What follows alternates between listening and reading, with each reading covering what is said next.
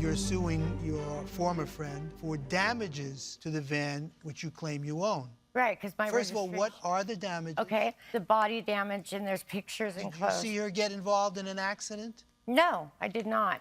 And How do you know she caused the damage? Well, I was in her care for 3 months after she stole it the last time. Being in her care is not enough. Oh, I didn't see her have an accident. But I do know that I had 2 tires that were 4 months old on the front of my van, and they are so bald now there's metal. When I took it in to get an estimate, they were dangerous to drive it. The battery has been changed out. Well, how do you know she changed the battery? Because she's the one who took my van and had it in her possession, Well, and I tried to get it back. now we come to the next issue. Who owns the van? I do.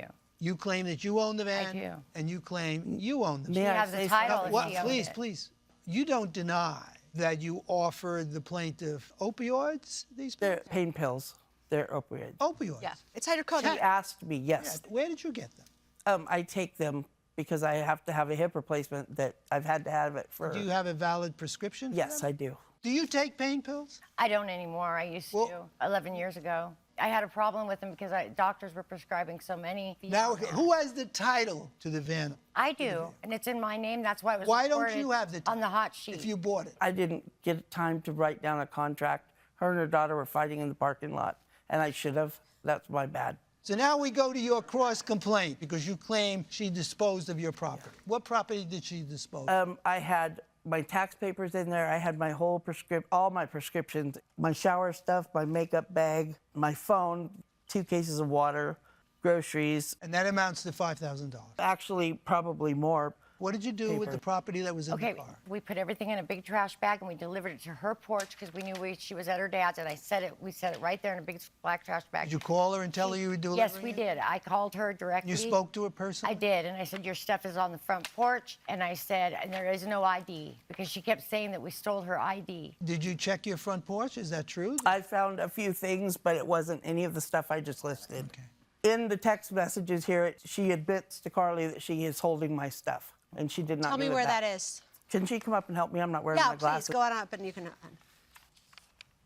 I took her stuff that was in the van. Page 10, Your Honor. I took her stuff that was in the van this evening. Right. I had my friend take it last night, but they got lost. So it's there, everything that I could see. If she wants it, it's still for sale. Can I explain that text? It's there. Yeah, go ahead.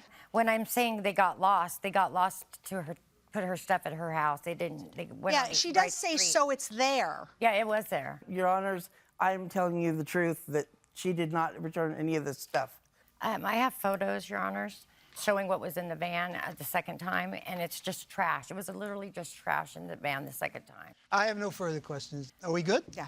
All right, we're going to excuse the parties while we deliberate in this matter. Thank you both very much. All right, Ms. Meyer, Ms. Nettleton, we've reached a unanimous verdict. Your testimony, evidence was very confusing.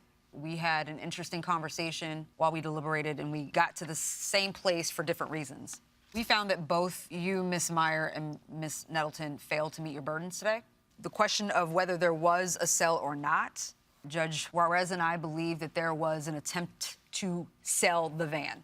Based on text messages that we read, we just couldn't make sense of the text messages, Ms. Meyer, where you're essentially saying things about balance and paying this, and you can get the title if you get the registration. That was just confusing for us. So there was some attempt to sell. Judge Corriero does not believe that there was a sale, but either way believes that both parties have failed to meet their burden.